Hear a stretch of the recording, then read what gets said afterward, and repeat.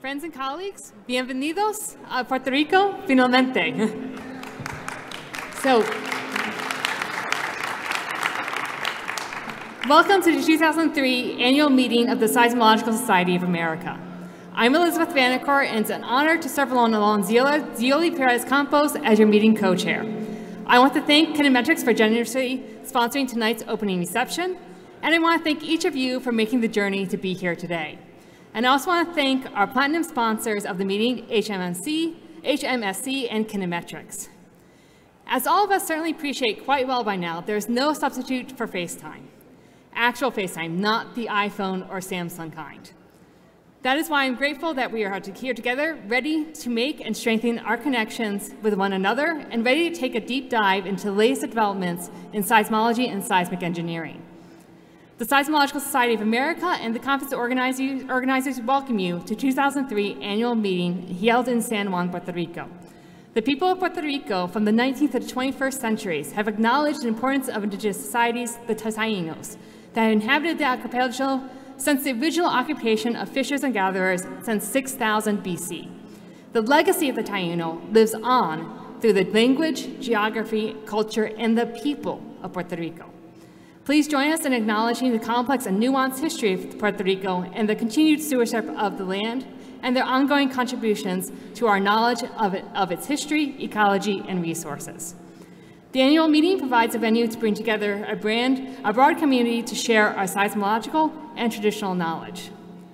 Our Friday field trips will provide the same great opportunities to learn about Puerto Rico, the land, and its people.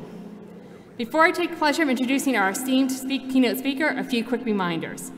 The SSA encourages everyone to wear a mask inside the technical session rooms, and oral presenters may remove their mask while speaking at the podium if they wish. All attendees are expected to follow the SSA Code of Conduct. These policies are outlined in more detail on page 5 of your program. At the end of our presentations, please raise questions. You may ask them in person, of course, or feel free to log on to our Q&A site, joinkeynote.com, to ask questions from your phone or laptop using each room's specific meeting code. The annual meeting is a special time for reconnection with our friends as much as it is a time to build new collaborations with colleagues across our global community. Whatever your discipline or career stage or whatever country you call home, I hope you leave this meeting newly inspired and better equipped to help you make our world a safer one. Our keynote speaker, Martinez Cruzado, has made an enormous contribution to that safety. For more than 3 decades, he has devoted his career to promoting strong motion instrumentation and made significant technical contributions to earthquake engineering. His advocacy has led to improved seismic safety not just here in Puerto Rico, but throughout the Caribbean region. On Wednesday, SSA will present him with the 2003 Bruce Bolt Medal, and I look forward to this moment when we will officially recognize him for his outstanding leadership and his achievements that have benefited both the scientists and the engineers of our community. Now, it's my great honor to invite my distinguished colleague and friend at the University of Puerto Rico, Mayagüez, to the SSA stage to lead us in the exploration of the fascinating topic of elastic design, spectra, and reconstruction taking place here in Puerto Rico. Please join me in welcoming our SSA 2003 Bruce Bolt medalist and SSA keynote speaker, Martinez Cruzado, to the stage.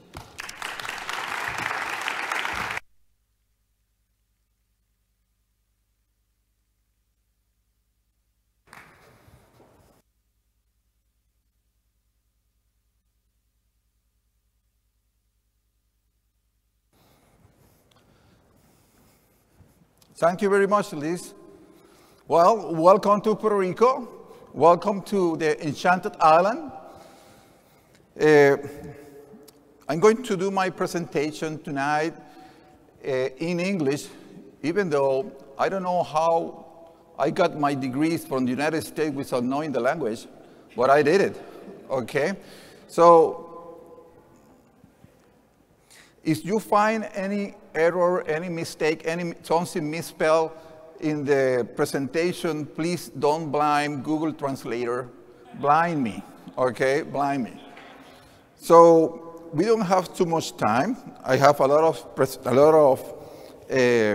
slides to present. So let's start immediately with this. I have a laser pointer, but I don't know where I'm going to point. But anyway, development of an alternative elastic design spectra for 12 municipalities in Puerto Rico. That is going to be the presentation, okay? So this is a work that was done with my colleague, Luis Suarez. He's professor at the University of Puerto Rico at Mayagüez, one of our very good graduate student, Gerson Lopez, and myself. And also, we have several undergraduate students that work in this project, okay? So I thank all those guys that helped to get this ready for the island of Puerto Rico, okay? So this presentation is going to have two parts. The social section part, I am not a social science, but at least my wife is. I don't know if that helps somehow. And then the second part is going to be scientific section, okay? So the first part is going to explain why we are going to do the second part, because science basically works to improve, to have a better society, isn't it? So let's start with the social section first, okay? First of all, why do we need an alternative procedure to obtain the elastic design spectra? Hey, Jose, why you don't use just the standard procedure that we have in the building code? Well, that have an explanation. That's why we have an alternative. What we are presenting an alternative elastic design spectra procedure, okay? So let me show you what the background is. Can you see that? Oh gosh, yeah, it's not that good, but the Puerto Rico building code was updated on 2018 after Hurricanes Irma and Maria, which was pretty good that we did that improvement. However, the Puerto Rico seismic hazard map is still the one developed in 2003. Okay, well, so what is the problem with that? And that is the first part of the presentation, okay? We got Hurricane Irma on September 6, 2017, with sustained wind of 185 miles per hour. It was not a direct hit, thank God it was not. It was for the British Virgin Islands, but not for Puerto Rico. It just passed through the north of Puerto Rico, the north coast, and we got some wind, but it was not that bad. But we haven't recovered from that. When we got the second one, the Hurricane Maria, 2 weeks later, on September 20, 2017, with sustained winds of 154 miles per hour, and this one was a direct hit. About 64 people died because of that hurricane, directly because of the hurricane, but as a consequence of the hurricane, died more than 4,000 people. Okay. And it was pretty hard for our country, this hurricane. Then later, we got more than 24,000 earthquakes from the southwest seismic sequence, with a magnitude 6.4 as the main shock on January 7, 2020. Okay. And then we got Hurricane Fiona last year on September 18, 2022, Category 1, not too much wind, but we got more than 30 inches of rain on several municipalities at the south region. So we got a plenty amount of floods in all that region. Many bridges collapsed. Was really very, very bad for the south part of the island, mainly for the south part of the island. Okay. And we got emergency declaration for all these disasters. Well, I am not sure we got it for Irma because we have more time to get it because Maria arrived just 2 weeks later, but we got these emergency declarations, okay? So some funds assigned only to school, some federal funds. Let me show you this. April 26, 2021, $46.4 million to build modular school at the epicentral region. Then look at this. November 9, 2021, more than $2.5 billion for the Department of Education to rehabilitate 1,100 schools. Then November 17, 2021, another bill of $142 million to repair 115 schools. And another bill later on of $186 million for seismic mitigation of 137 schools. So plenty amount of federal funds has been assigned to Puerto Rico to repair and or rehabilitate the infrastructure, school, houses, hospital, buildings, bridges, roads. So we have plenty amount of money to do that, and our engineers are already working in the design for those repairs and rehabilitation of structure. And some of them have been already done, okay? On the other hand, look at this. This is basically the first Puerto Rico seismic hazard map that was developed. It was for 1980. I got this picture or this figure from a report that Professor George Hausner from CATEC sent to our director of the, it was the permits office, we call ARPE, to the engineer Samuel Diaz, who passed away last December. As you can see in this figure, Puerto Rico is in only one region, Region 2, okay? It's classified Zone 2 as it was correlated with the Uniform Building Code. That you remember the Uniform Building Code have Zone 1, Zone 2, Zone 3, Zone 4, and if you were in Zone 2, that means that you are going to design your building for about 20% G. I remember when I was doing my master degree in Puerto Rico, in the University of Puerto Rico in Mayagüez, my professor was 1984. My professor said, hey, Puerto Rico is surrounded by seismic faults. We have the Puerto Rico Trench at the north. We have the Mona Canyon at the west. We have this Muertos Trough at the south and Anegada Trough in the east side. But Puerto Rico, the island, is just one piece. Now we learned that it's not anymore the case, okay? So this one is the Puerto Rico Seismic Hazard Map for 2003, which is the one that we are using right now. It's the one that is in the code, okay? And as you can see, this map was very influenced by a fault that was found by the USGS in the year 2000 in the bay. And it's a fault that have an entrance, let's say, through the Boquerón Bay. It's in the south, in the south part of the island, southwest part of the island. So only one fault modified significantly this map. Of course, in the case of George Hausner, he didn't consider all the methodology that USGS is using to do this one, okay? There's a very different methodology. But you can see here that we have acceleration about 50% G, 40% G, so more than twice that was recommended at that time by Professor George Hausner. So since then, since 2003, some study has been carried out that demonstrate the existence of at least one more onshore fault with Holocene surface rupture, Salinas Fault, and maybe the Great Saturn Puerto Rico Fault Zone.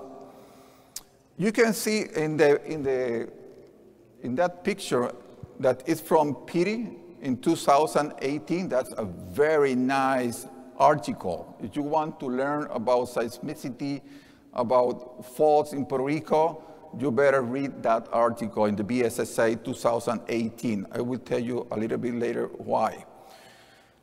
In this one, you will see the trench TC1 in the lower right part of the slide. That was a trench that was done in the Great Southern Puerto Rico fault zone. And they found that there had been 2 earthquakes that have ruptured the surface. But the study was not conclusive that was within the Holocene time. It could be in the Pleistocene. So that's why they are not considering, or they are not sure this is active yet, or this from the last 10,000 years. Okay.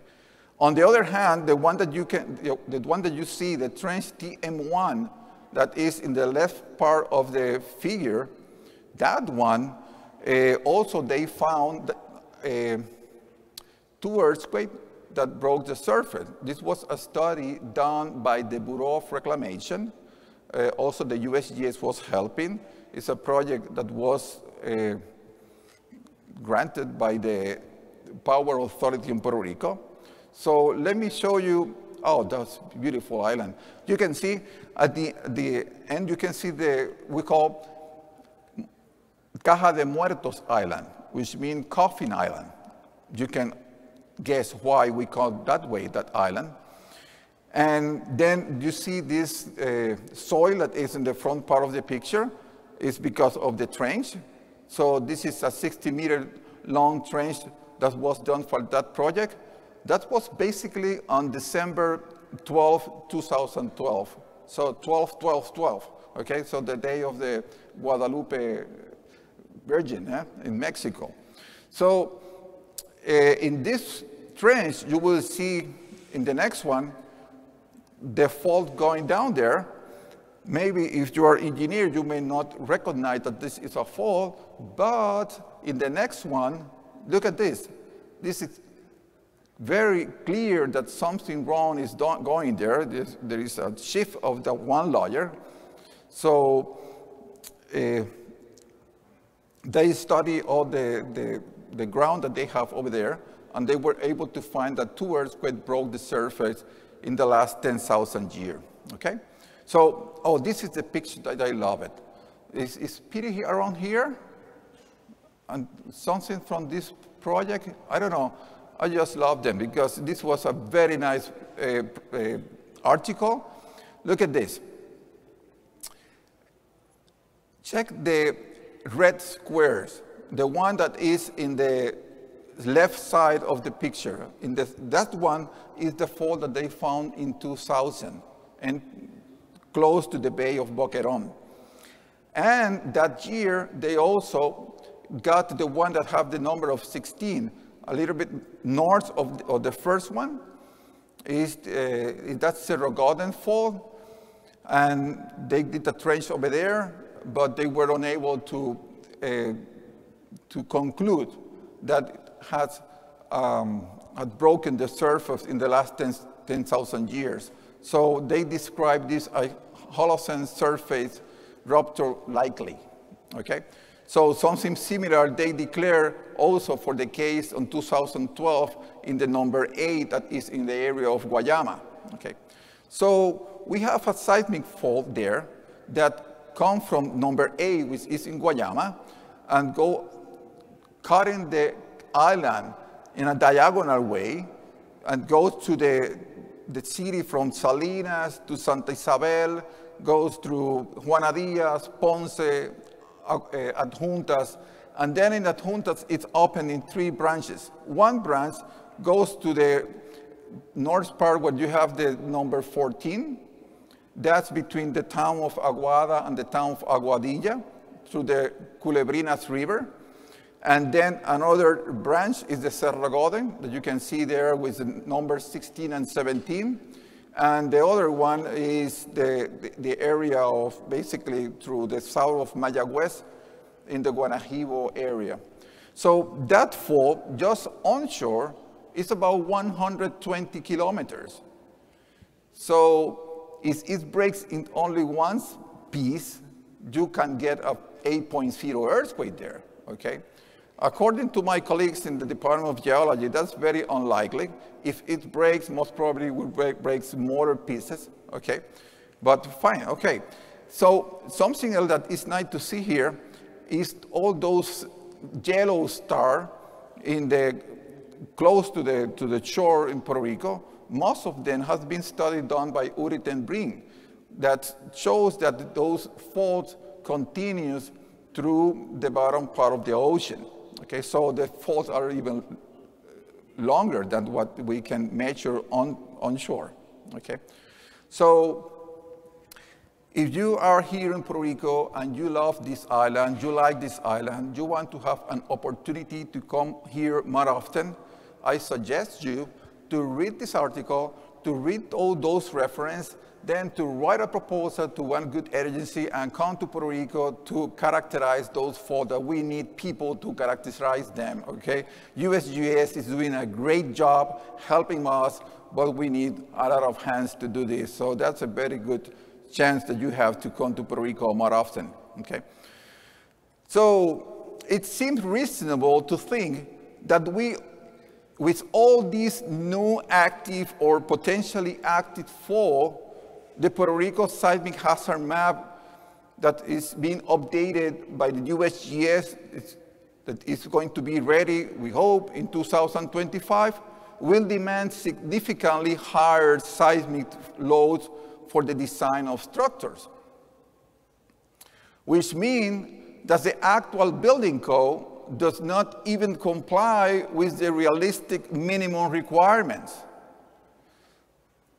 We got this fault in 2012 that the Bureau of Reclamation and USGS demonstrate that it's active, but most probably there is not a single building in Puerto Rico designed considering an earthquake there that could be probably maximum magnitude of 7.0.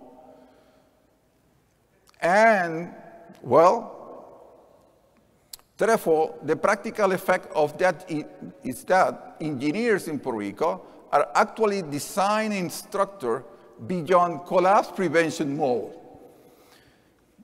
Let me tell you that building codes are minimum requirements, okay, are minimum requirements. And if you just barely follow those minimum requirements, the target is that the building is going to be in the collapse prevention mode, which means that if your structure gets this design earthquake of the code, is being subjected to that design earthquake of the code, then that building is supposed to end up with a lot of crack, a lot of damage. You will save your life, but after the earthquake, you will need to demolish the building and construct a new one. But if you go beyond that, that means that the building most probably is going to fail. It's going to collapse, okay? So that's what we are doing here in Puerto Rico. So in few words, the government of Puerto Rico is using billions of US federal funds to design infrastructure with a building code that does not even include the minimum state-of-the-art knowledge regarding earthquakes. Yeah, that's what is happening. So the potential consequences are that this infrastructure will unnecessarily be in an extremely high risk of collapse in case of being submitted to the design earthquake of the actual building code. So I hope that some people that work in the federal government is watching this presentation and take some action about that, because our government doesn't want to listen. And we need this to be stopped and be consider this seismic fault somehow.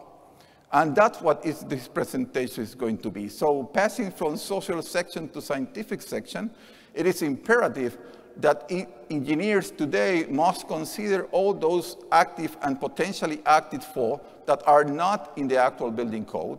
So how engineers can consider them? They are not geologists, they are not seismologists. So how can they do it? So that is this presentation. Now we're going to start the presentation. Okay.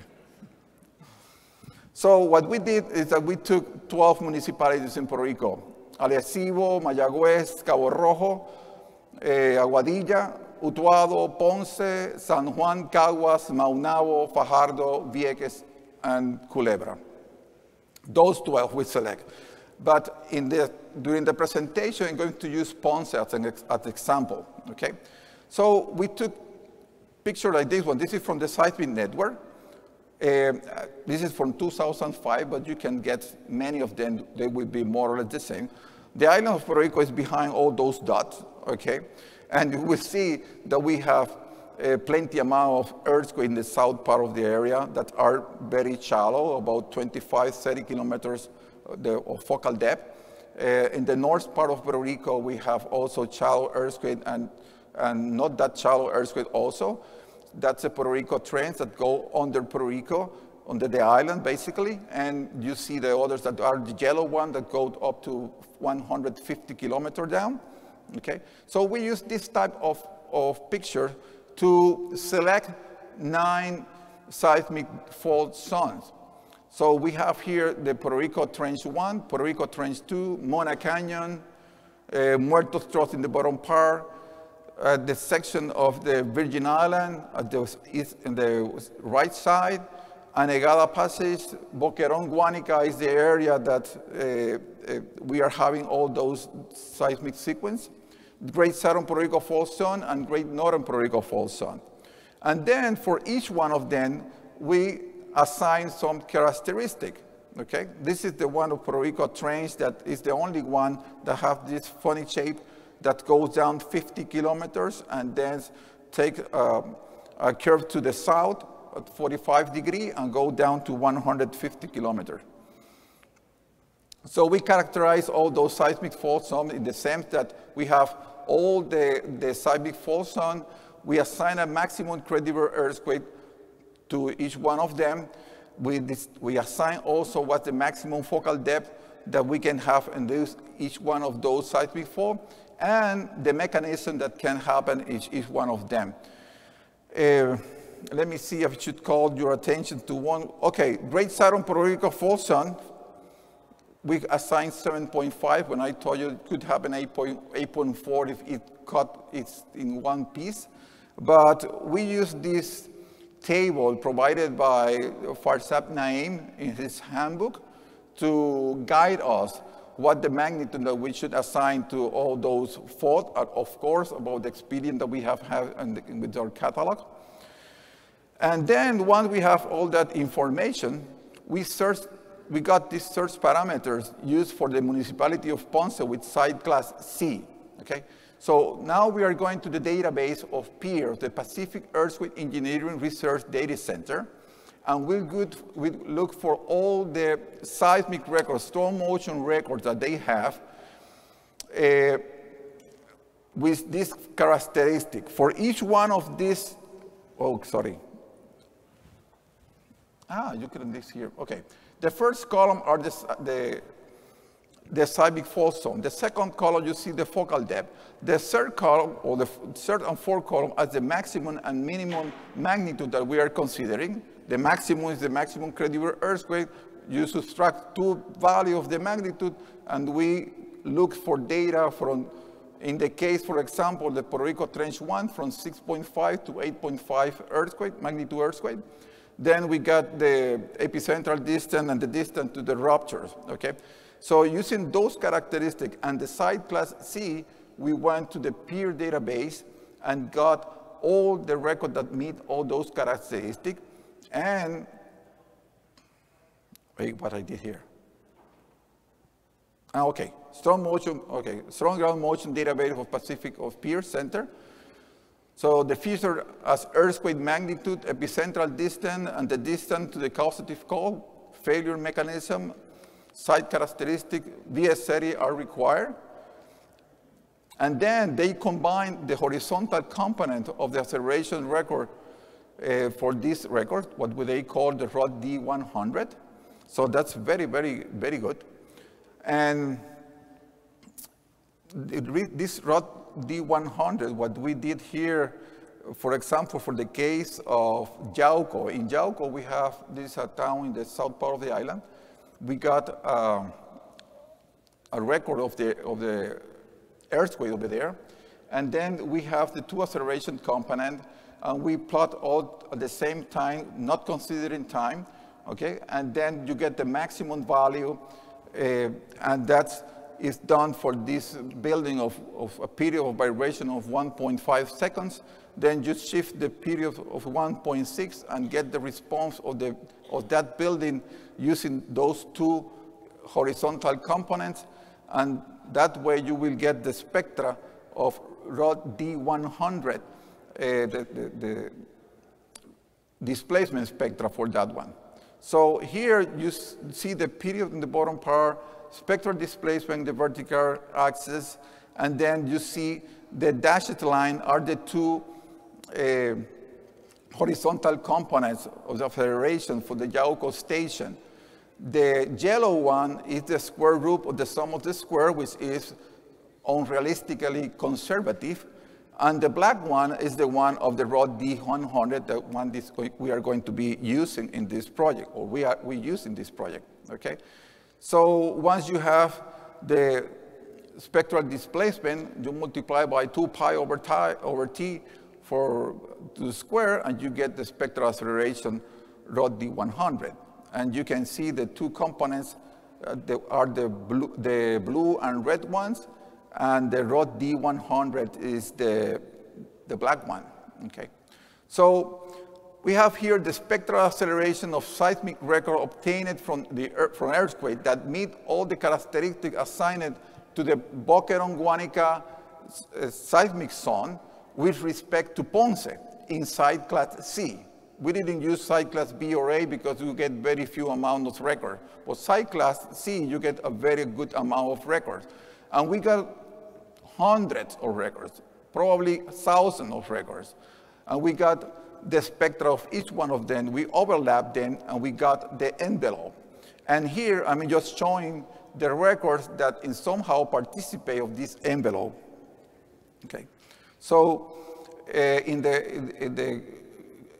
you will see also here all the serial numbers of the records that participate in this envelope. So this is the one of Ponce with respect to Boquerón-Guánica seismic zone. But then we did the same for the other 8 seismic zones, okay? So here we have the spectrum envelope for all 9 fault zones for the city of Ponce site class C. And as you can see there, only 3 seismic zones participate of the global envelope. The one that is the Boquerón-Guánica, also the Southern Puerto Rico fault zone, and the Muertos Drop, which is the blue one, okay? And then in the next slide, you will see the same global envelope spectrum for Ponce site class C, but then I am plotting there all the records, acceleration records, that participate somehow in some point in this global envelope. And this is very good for engineers because then you have actual records that can be used for the design of your building when you have your model in the computer and you need to subject that model to an actual earthquake, then we suggest those ones that participate of this global envelope, okay? So once you have this global envelope and have identified the acceleration record that participates in that global envelope, then I'm showing here some characteristics of those records, okay? So those are 10 records. In the third column is you have the name of the earthquake, let's put it that way, Baja California, Parkfield, we got from Japan, Totori, Dux in Turkey, Japan also, Totori again, although the same earthquake, but different station. Earthquake from New Zealand, earthquake from Japan, Kobe, and also Chutsuoki, Japan. Most of them are from Japan, and San Salvador, okay? So then you get the magnitude of the earthquake. Look at the maximum one was 7.1, the one in Turkey. And then the focal depth, very shallow, all of them, except the number 9, which is 49 kilometers, which is the one that is in the Muertos Drop. Then you have the distance from the distance from the station to the fault, and then you have the peak ground acceleration from each one of them. Look at this. The maximum one was number second, is 1.17, is Parkville. No, sorry, the first one, Baja California, 1.55, okay? However, it has a peak ground velocity of 21.72, is the second column. The one that have the biggest peak ground velocity is the last one, the one of the number 9. That is the Chutoki, Japan, that have 30.24 inches per second. I am trying to push engineers to start to get familiar with the peak ground velocity because it's more representative of the damage that you get at the site instead of using the peak ground acceleration, okay? But so it's good to have both of them so that you can compare them, okay? So now we have to develop the elastic design spectrum, okay? For that, then the first step, you have to obtain the 84 percentile spectrum, and then you get the acceleration spectrum, getting the 90% of the maximum from the spectral acceleration of 84% from period of 0.2 to 5. So now you get here the spectral acceleration using 84% percentile for the city of Ponce, site class C, and we got the spectra of 2.63 G for this case. And then you have to get the S1, which you get the maximum value of the product of T multiplied by the spectral acceleration in the range of period of 1 second to 2 seconds. And that's what we did here. You can see the horizontal axis, the period from 1 to 2, and the vertical axis, you get the product of the period and the spectral acceleration. So the maximum value was at 1 second, was about 0.82 G. Okay. So then the next step is to get the design value. You have to get those two values multiplied by 2/3. That's what we did here. And then, because we use site class C, or the record site class C, and we would like to have the site class B estimate, which was the former class B, the unity. So we need to divide our values in the case of short period site coefficient by FA. You have an SS of 2.63, a lot greater than 1.5. So for site class C, you need to divide a factor of 1.2. For then the long period site coefficient, you have an S1 of 0.82, a lot greater than 0.6, so you have to divide your value by 1.4. So that's what we did here. Going from design spectral acceleration at soil type C to site class B estimated, we use those two tables. So now we get those values, SDS 1.46 and 0.39 G for SD1, okay? And then you have to obtain the transition periods, and you end up with this proposed elastic design spectrum for the city of Ponce, site class B estimate. That was the former unity, okay? We haven't calculated the peak ground acceleration. We did it just right here, okay? We got the peak ground acceleration from 84% percentile, multiplied by 2/3, divided by FA, we got 0.63 G for this case. And then you have to, in this table, you will see all the values for all 12 cities that we consider in our study. You can see Ponce, the one I have been showing you, and then San Juan, which is our main city. I have the comparison with the SSCE-7 that I'm going to show you soon. And this one, you see the comparison of this study with the SSC-7-17. So let's see. In the SDS, you will see that our study have higher values than ASCE in all cases except the last one, Arecibo. In the Arecibo, we got 0.69 G, while ASCE is requiring 0.65 G. In the case of Cabo Rojo and Aguadilla, we got lower values for peak ground acceleration and for the SD1, okay? Also for the case of Arecibo. So we can do some comparison here. This is our station, the fire station in Yauco, where we have the station that was closer to the epicenter during the earthquake of January 7, 2020.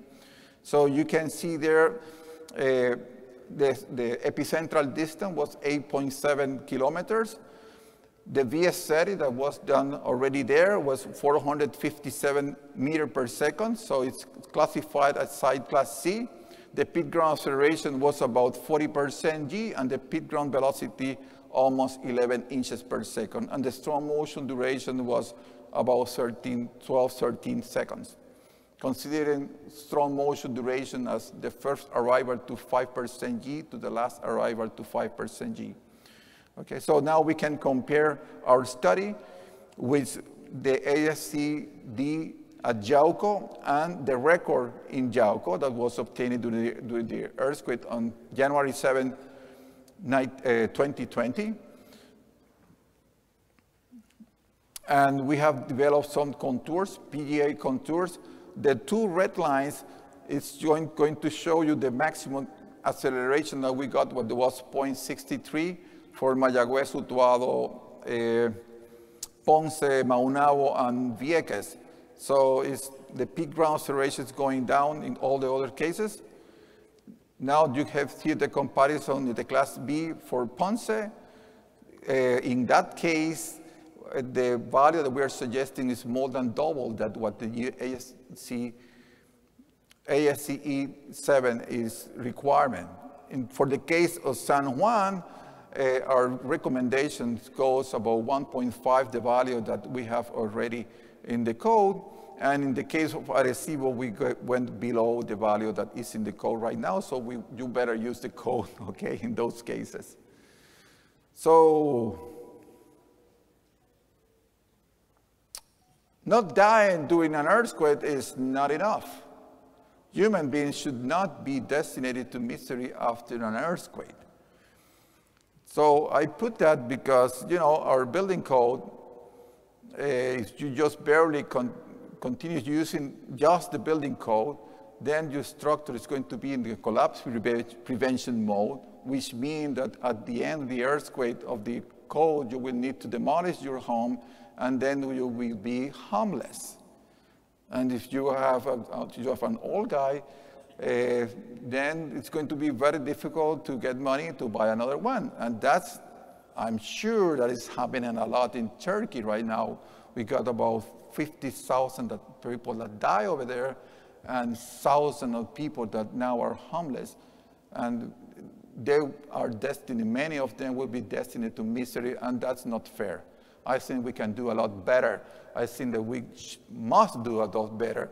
So we need to recognize that the buildings are minimum requirements. It's the responsibility of the engineer to talk to the owner of the structure and explain that, and explain what is going to happen if he used just the barely requirements of the building code, and get an estimate of how much have to pay to get something like immediate occupancy mode, most probably. I think that should be good enough, okay? Because that amount of money will be very, very small if you compare with the money that you have to use in case of your structure have to be demolished and get a new one, okay? So I think I am done. Okay, scientific question, please be gentle.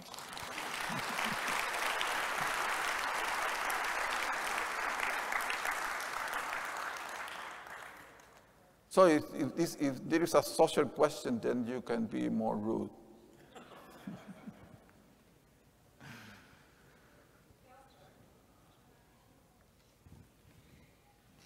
Thank you very much. That was a really interesting talk on a subject that sounds quite timely. I was wondering, thinking about the building stock in San Juan seems to have a lot of older buildings, and I'm guessing it's a lot of non-ductile concrete buildings.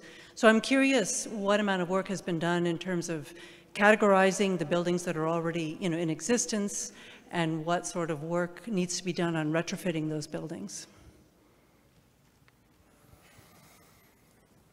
Well, I know there has been some study about liquefaction in that area. We did a study about isoperiod contours. So it has been basically for the ground more than for the buildings. Let me tell you, most of those buildings, the high buildings, usually are designed and constructed by very competitive engineers. Okay, so let's start at that point. But most probably using all building codes. So those most probably won't satisfy the minimum requirement of the actual building code. That could be the case. So each one of them has to be evaluated and has to prepare a plan of how can be rehabilitated if is that the case, if it is necessary to be done. So our colleague Izquierdo, Jose Izquierdo, I know he's around, he was explaining to us that in LA they have a very good plan to do that in the next 25 years, you know, where they have to identify the buildings that do not meet the actual code. They have to have a plan of how they're going to rehabilitate those buildings. The plan has to be, I remember he said 10 years, and in 25 years you have to rehabilitate the building. But nothing of that has been done in Puerto Rico. I don't expect that to be done in the following years. I don't know if that answered your question. Okay, but you know, doesn't meeting the code, if the building do not comply the actual code, that doesn't mean that it's going to collapse in the earthquake, okay? Because I have a lot of overstrength in many cases, okay? So that is not, it's not automatically that you say, oh, this one is going to collapse. No, that's not the case. Most of them will survive anyway, okay? But have to be studied, has to be considered, definitely. Thank you very much for your question. Somebody else?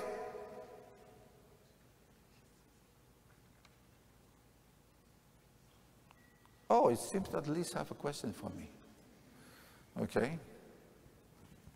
I'm going to just ask the Utuado question. Since we know someplace like Utuado, there's additional amplification. Does that mean, while this is a step towards better, that we might need to include extra amplifications such as basin effects, topographic effects in the next version? Please, I need you to repeat your question. Yeah, okay, this is the Utuado question, because we know in Utuado there is, beyond the site and the suelo, beyond the Class C, we have observables of additional amplification. Yes. And so while this is a great step forward, I imagine the next step would be trying to include these extra amplification effects, either from topography or basin effects. Is that something that you've thought about yet, or future? Well, that is supposed to be included when you consider the site class of the region, okay? So what we are proposing here are the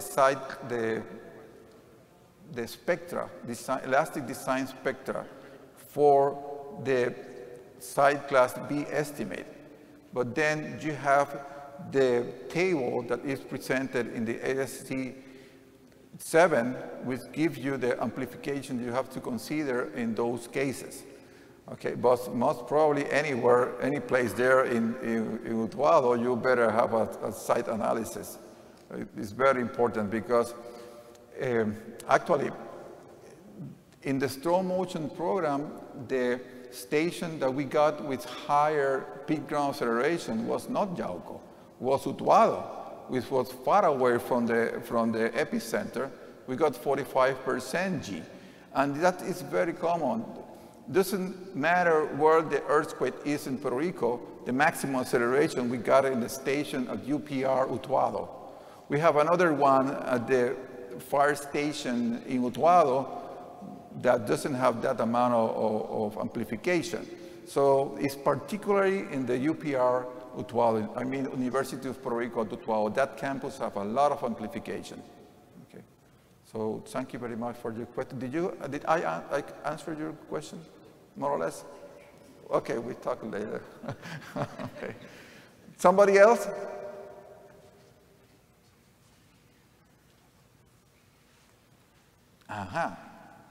Thank you for your talk.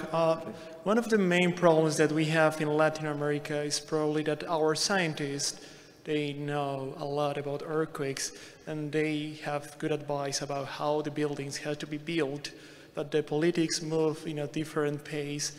And usually buildings like these or governmental offices, they follow the instructions. So the question is, do you have an assessment about the common houses, the houses where you meet, the normal people live? Do they follow the construction code, even the old ones you are referring to? Because probably, of course, it's good to have a new code, an updated one, but how likely is that those new recommendations are going to be followed in the new constructions for the normal people? Thank you. I'm looking for Krista. Krista is the one that helped me out on those situations. I mean, to translate what he asked me. Please. No, I want you to translate his question, please.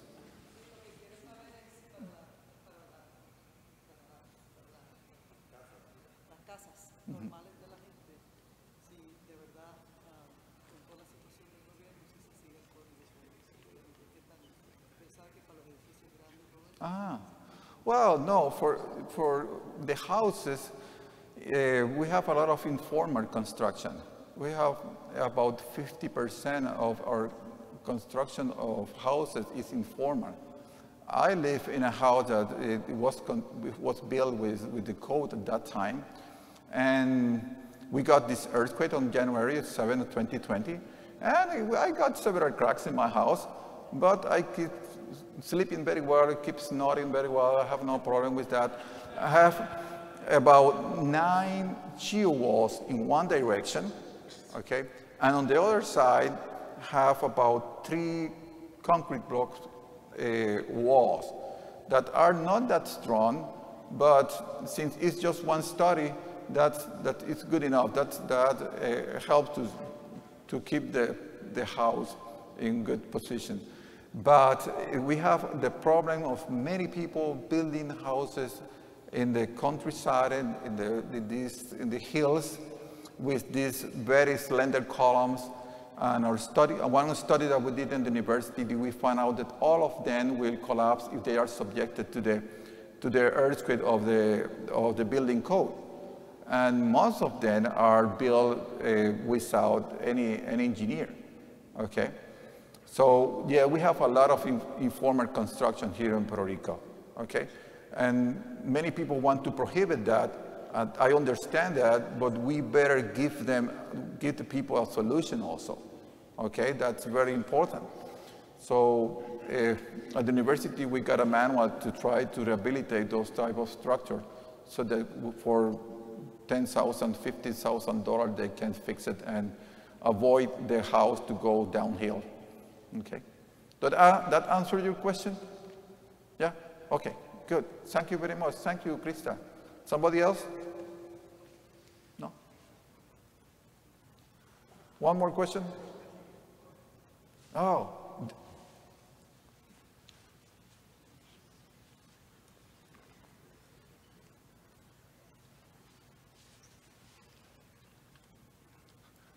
Congratulations. Thank you very much. Since this is an international conference, and one of your authors is from Argentina, that's right? Yeah, it's right. And the other people that have made questions are from North America. Can you make a very general comparison of your findings here, how can be related to the knowledge in South America, Argentina a little bit, and maybe the same answer to your experience in California? En otras palabras, como esto es un congreso internacional y uno de tus autores es de Argentina, Sudamérica. Y hay unos conocimientos que ustedes tienen de esa área. Pero a la misma vez de Norteamérica, que tú estudiaste en California y hay otro conocimiento, cómo estos hallazgos que has presentado estas 12 municipalidades pueden contribuir al state of the art en esta área de seismology. Thank you very much. Well, I think that what it's helped is the methodology that we use. I think that is a methodology that can be used for all other countries. For example, I was talking the other day with Ashley, which is now in the board of directors of the ERI. That could be a very good, she's in the audience right now. And that's something that we could consider also to do in Dominican Republic or other countries. So I'm just trying to present a solution that if we say, hey, our building, our hazard map is not updated in the code, what engineers can do, okay? Because if the code are minimum requirements, and if you understand you have to be more severe than the code, you as engineer, it's just responsibility to do it, okay? So, but if you don't know how to consider this seismic fault because you are an engineer, you are not a geologist, you are not a seismologist, then that's why I'm presenting this. And this can be applied all around the world. Anyone that wants to use it, the methodology can be used, okay? Okay, thank you very much. Have a very nice time here in Puerto Rico. Thank you, Liz. Okay. All yours. Okay, thank you. Thank you very much, Jose, for sharing your knowledge and giving a great talk about Puerto Rico and giving us a great opening keynote. And thank you, everyone, for staying late for this, for your comments and questions and staying for this talk. We look forward to seeing everyone tomorrow here bright and early for your oral sessions that start at 8 a.m. And in the meantime, have a great evening and enjoy Puerto Rico.